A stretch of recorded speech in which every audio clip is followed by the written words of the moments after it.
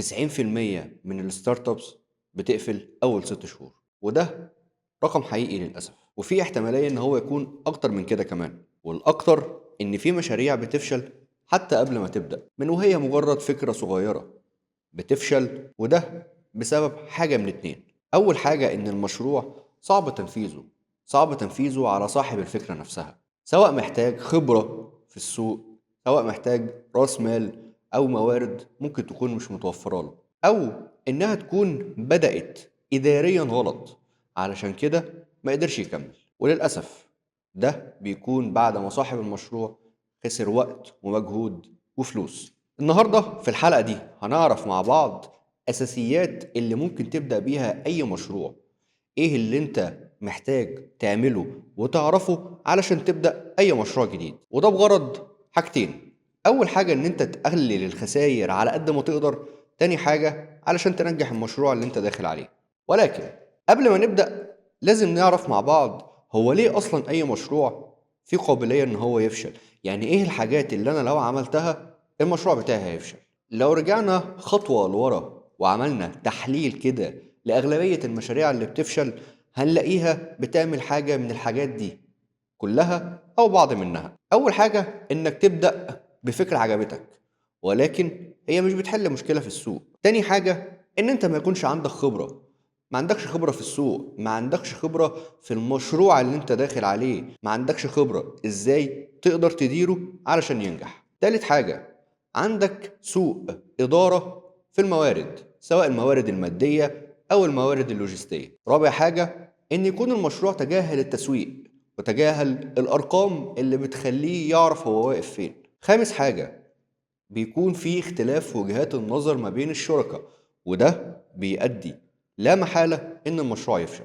سادس حاجة ودي أهمهم الاستعجال، إنك تبدأ المشروع وتكون مستعجل إن أنت تكسب منه بسرعة. دي غالبا أكتر أسباب أي مشروع بيفشل علشانها. تعال بقى نعرف مع بعض إزاي خطوة بخطوة تقدر تبني المشروع بتاعك اللي إن شاء الله هينجح. هنا نقف وقفة. هو يعني إيه مشروع جديد؟ يعني إيه ستارت اب؟ هي عبارة عن إيه؟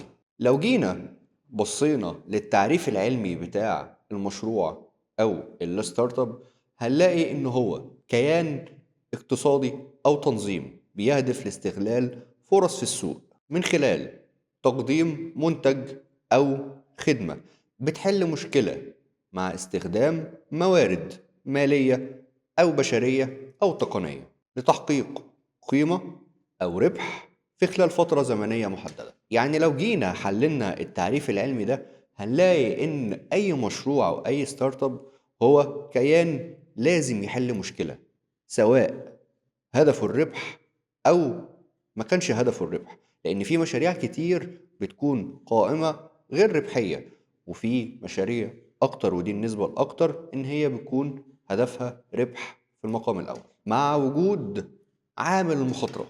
ودي أهم حاجة لازم تخلي بالك منها، إن أي مشروع جديد أنت بتقوم بيه مهما كنت قايم بدورك كويس جدا وماشي على خطوات كويس جدا جدا، لازم يكون في عامل مخاطرة تكون واخد بالك منه وتكون حاطه.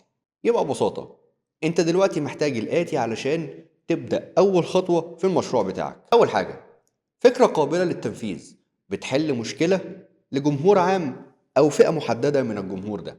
تاني حاجة نظام عمل تقدر تعتمد عليه. تالت حاجة لازم تكون محدد البيزنس موديل اللي انت بتشتغل بيه. رابع حاجة خطة تسويق ومبيعات للمنتج أو الخدمة اللي انت بتقدمه. خامس حاجة راس مال مناسب لتغطية احتياجات المشروع على الأقل 6 شهور. هنا نقف وقفة. هو ايه البيزنس موديل؟ وليه مهم وليه لازم نعمله في بداية المشروع بتاعنا؟ قبل ما نعرف ايه هو البيزنس موديل لازم نعرف هو ايه المعيار اللي انت بتحدد عليه المشروع ده نجح ولا لا. في حد هيقول لي الارباح، هرجع واقول لك ما هي في مشاريع غير هادفة للربح، زي المؤسسات الخيرية والجمعيات الخيرية والمؤسسات الغير هادفة للربح والمؤسسات الخدمية. دي مشاريع قائمة وبيكون ليها بيزنس موديل واضح، ولكن في الربح بتاعه هو ما بيكونش مستهدف أرباح فعلية. يا ترى ايه هو المعيار اللي احنا بنحدد عليه نجاح المشروع او لا؟ هو معيار واحد: هل المشروع حقق الهدف اللي هو معمول علشانه ولا لا؟ الفكرة حلت المشكلة ولا لا؟ وهنا نرجع للبيزنس موديل مرة تانية. هو عبارة عن ايه؟ وليه لازم تهتم بيه؟ وليه لازم تحدده وتكتبه مع بداية مشروعك؟ البيزنس موديل او ما يعرف بنموذج العمل التجاري هو العقد، او هو الفهرس، او هو الهيكل اللي انت بتبدأ بيه مشروعك. هو عبارة عن 9 عوامل رئيسية، لو حددتهم صح وعرفت تكتبهم بشكل متقن، مشروعك بنسبة كبيرة هينجح، او على الاقل انت هتبقى عارف انت ماشي ازاي. ده كده شكل البيزنس موديل. ولو جينا حللناه مع بعض وفهمناه مع بعض، هنلاقي اول حاجة شرائح العملاء. ايه العميل اللي انت بتخدمه او بتقدم له المنتج اللي انت بتبيعه؟ لازم تكون محدده. هل المشروع بتاعك بيخدم جمهور عام ولا بيخدم فئة محددة من الجمهور؟ تاني حاجة عرض القيمة. ايه هي القيمة الفعلية للمشروع بتاعك اللي تخلي العميل لما يشوفه ياخد قرار الشراء سواء منتج او خدمة؟ لازم يكون عندك ميزة تنافسية عن اي منافس ليك تاني في السوق. تالت حاجة علاقات العملاء. ايه هي علاقاتك مع العملاء بتوعك؟ هل بتقدم لهم خدمة ما بعد البيع؟ هل بتقدم لهم خدمة صيانة مجانية؟ هل بتقدم لهم دعم؟ هل بتقدم لهم ضمان على المنتج بتاعك لفترة محددة؟ رابع حاجة قنوات البيع. ايه هي القنوات او ايه هي الطرق اللي انت بتبيع منها المنتج او الخدمة بتاعتك؟ هل انت بتبيع على السوشيال ميديا بس؟ هل انت عندك ستور فيزيكال، محل او مكتب او شركة بتبيع منه الخدمة او المنتج بتاعك؟ هل انت بتدخل معارض او بازارات او خلافه علشان تقدم المشروع بتاعك؟ خامس حاجة الأنشطة الرئيسية. ايه الحاجات اللي انت بتعملها في مشروعك بشكل يومي؟ بتعمل تسويق بشكل يومي، بتعمل إدارة للعملاء ومتابعة معاهم بشكل يومي، بتعمل مبيعات بشكل يومي. لازم تكون محدد الأنشطة الرئيسية اللي انت بتعملها بشكل مستمر وثابت. سادس حاجة الموارد الرئيسية. ايه هي الموارد اللي انت بتستخدمها؟ بتستخدم تكنولوجيا معينة؟ بتستخدم أجهزة؟ بتستخدم خامات تصنيع؟ بتستخدم معدات تصوير؟ ايه هي الحاجات اللي انت ما تقدرش تستغنى عنها في المشروع بتاعك؟ سابع حاجة الشركاء الرئيسيين. يعني ايه؟ يعني الناس اللي انت بتعتمد عليهم، سواء موزعين سواء موردين وخلافه. تامن حاجة هيكل التكلفة. ايه هي المصروفات بتاعتك؟ انت بتصرف على ايه؟ هل بتصرف على ايجار؟ هل بتصرف على مرتبات؟ هل بتصرف على بودجت اعلانات ممولة للتسويق؟ انت بتصرف على ايه؟ فلازم تحدد المصروفات بتاعتك بالظبط. تاسع حاجة والأخيرة الريفينيو أو مصادر الدخل. أنت مصادر الدخل بتاعتك بتيجي منين؟ هل بتيجي من المبيعات؟ هل بتيجي من اشتراكات معينة؟ أنت مثلا عامل برنامج أو سوفت وير، أو عندك قناة على اليوتيوب الناس بتعمل لها اشتراك. هل المنتج بتاعك بيتباع أونلاين أو بيتباع على السوشيال ميديا؟ فلازم تكون محدد مصادر الدخل مظبوطة علشان في الآخر هتقارنها مع المصروفات علشان تعرف انت بتربح ولا لا. هنا انت كده على اول سلمة مظبوطة علشان تبدأ المشروع بتاعك بشكل سليم. لازم تكون عارف امتى هتبدأ، مين العميل بتاعك، بتبيع له فين وامتى، وبتعمل متابعة معاه ازاي. واهم حاجة ايه القيمة اللي انت بتقدمها للعميل علشان على اساسها العميل هيختار هيشتري منك ولا لا. من غير البيزنس موديل انت هتبقى بتشتغل بشكل عشوائي. ممكن تكمل وممكن مشروعك ما يقفلش، ولكن هتكون بتكمل بتسرفايف، بتحاول اللي انت تقاوم ان انت تقفل.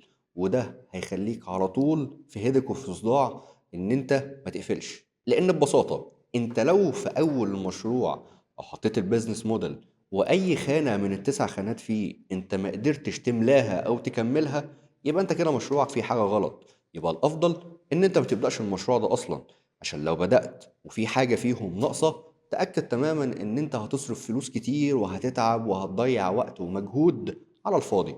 وهنا بداية المشكلة وبداية أول خطأ بيقع فيه أي صاحب مشروع أو مجموعة شركاء بالمشروع. كمان الأخطاء اللي انت ممكن تقع فيها أو انتوا ممكن تقعوا فيها كشركاء مهما كان عددكم، لو 2 3 10، ان انتوا ما تحددوش من الاول الادوار بتاعتكم.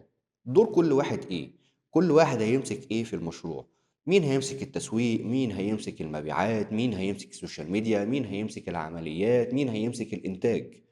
ده لازم يتحدد بشكل دقيق جدا، ويا ريت يكون مكتوب في بداية المشروع، علشان زي ما قلنا أي خلاف في أي وقت ما بين الشركاء حتى لو المشروع ما اتقفلش فهو بيتأثر وبيتهز بشكل كبير جدا. اوعى تبدأ المشروع بتاعك من غير خطة تسويق ومبيعات قوية، من غير ما تبقى دارس السوق وعارف مين المنافس بتاعك، زي ما تكون عارف مين العميل بتاعك.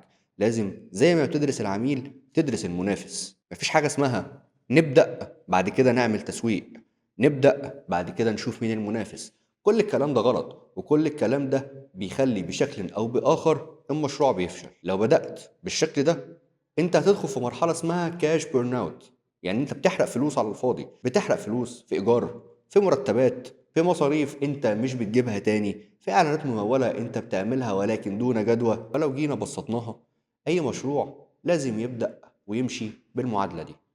الريفينيو او الدخل لازم يكون زيادة او يساوي الكوست او المصروفات في فترة زمنية معينة. هنا هتسألني سؤال، هو ممكن مصادر الدخل تكون بتساوي المصروفات؟ هقول لك اي مشروع جديد او اي ستارت اب بيعدي بمرحله اسمها البريك ايفن. البريك ايفن دي اللي هي الدخل بيساوي المصروفات، ودي بيكون مرحله طبيعي جدا جدا جدا ان اي ستارت اب بيعدي بيها، بتقعد من شهرين لاربع شهور بالكتير علشان تقدر تحولها بعد كده لارباح. يعني الدخل بيعلى عن المصروفات ويبقى فيه هامش ربح بيزيد مع الوقت بنسبة معينة. الخطوة دي انت واقف في اول سلمة لنجاح البيزنس بتاعك، ولكن خلي بالك اللي انت لازم تتبعها بالخطوات الآتية.